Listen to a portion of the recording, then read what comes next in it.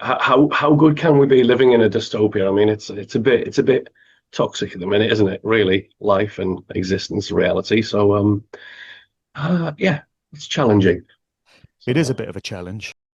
I put out my first video in I January of do. 2024. Yeah. I titled it, Is God Really Good?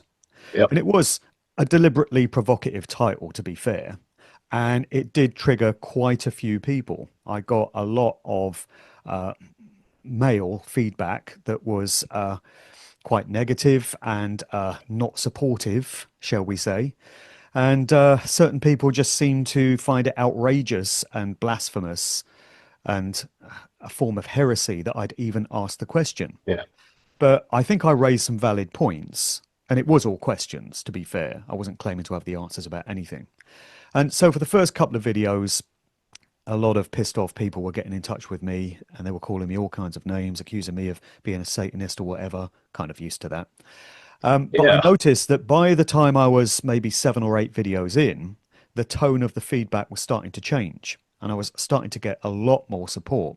And we're now at 20, or the last one was 19. And I would say 90% of the feedback I get now is supportive.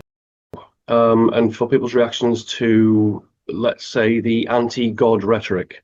So I don't even think it's fair to say anti-God because I'm not anti-God. I'm not, I'm not pro-evil or anything like that, and you're not either. So it's not like we're saying this because we want to attack God or we want to attack goodness. I think it's just a lot of people are conditioned. Well, we know a lot of people are conditioned, right? And part of the conditioning is religion. Religion has done a massive amount of mind control and behavioral modification over the years, I would say, since day one. So I think since civilization formed, we've been under heavy mind control by people who wish to keep us under the thumb, keep us in a state of fear, so that we are easier to manipulate and fall in line with their agendas, right? So religion to me is the primary way of doing that. If you can get somebody's primal fear, which is what happens to us after death, why are we here, what happens if we don't align ourselves with government or state, or what happens if we go against the priest or the priestess that's running the temple, then if they can get people in that state of mind control, and it is mind control, and you can control their behaviors, you can then create the laws based on the back of that.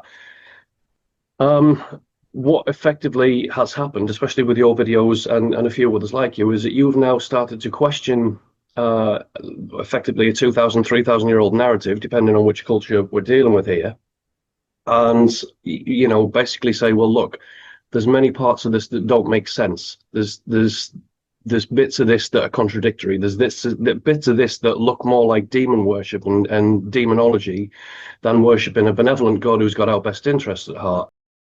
We find ourselves abandoned here with no Does roadmap, feel like that. no guidebook. Yeah. There are no Yeah. clear answers. I mean, people will tell you they've got all the answers. Religious leaders and new age Mhm. spiritual types will claim, "Oh, I've figured it out, and this is what we're doing here, and this is what this creation is." But none of Yeah. us really know.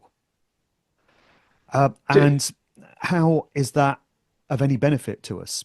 If these Right. lives were created to enrich our souls so that we can grow and evolve, as certain people tell us, learn lessons, take it back to source, pool all that knowledge that we've accumulated, uh, how does any of that work when we come in with a mind wipe? If we've had previous lives, then Hmm. we come Yep. in with our minds wiped, so we have no memory of it. And yet we're supposed to learn cumulatively. And some people will say we have lives beyond these and we take that knowledge forward. How? How do you do Yeah. that with a mind wipe?